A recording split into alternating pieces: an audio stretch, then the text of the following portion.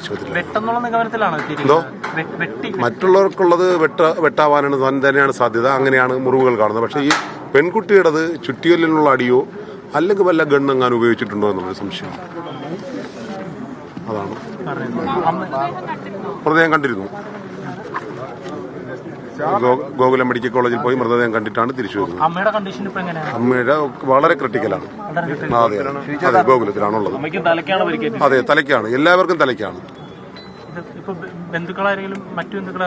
അവിടെ ഇപ്പോൾ ഇവരുമായി ബന്ധപ്പെട്ട കുറച്ച് ബന്ധുക്കൾ ഇപ്പം ഗോകുലം മെഡിക്കൽ കോളേജിലുണ്ട്. അവർക്ക് ഇതിനെക്കുറിച്ചൊന്നും ഒരു ധാരണയുമില്ല. അതാണ് അതിന്റെ അവസ്ഥ. എല്ലാവരും ഉണ്ട്. എന്തോ ഇല്ല, ഞങ്ങൾ ബന്ധപ്പെട്ടിട്ടില്ല. ഇവിടെ ആരെങ്കിലും ബന്ധപ്പെട്ടിട്ടുണ്ടെങ്കിലേ ഉള്ളൂ. ഞങ്ങൾ ബന്ധപ്പെട്ടിട്ടില്ല. പക്ഷേ അവരെ ബന്ധുക്കളൊക്കെ, അത്യാവശ്യം ബന്ധുക്കളെല്ലാം ഇപ്പൊ ഗോകുലം മെഡിക്കൽ കോളേജിലുണ്ട്. ഈ പെൺകുട്ടിയുടെ ഭാഗത്തു നിന്നുള്ള ആരെയും നമുക്ക് അവിടെ കാണാൻ കഴിയും. ഐഡന്റിഫൈ ചെയ്തിട്ടില്ല. അതാണ് ഇപ്പൊ നമുക്കൊരു സംശയം വന്നിട്ടുണ്ട്. അതിപ്പോ ഒരു അരമണിക്കൂറിനകത്ത് അറിയാൻ പറ്റും. അത് പറയുന്നില്ല, അറിയില്ല. അതിനെക്കുറിച്ചൊരു ധാരണയില്ല. മറ്റ് ബന്ധുക്കളെ രണ്ടുപേരെ കൊലപ്പെടുത്തിയിട്ടുണ്ട്.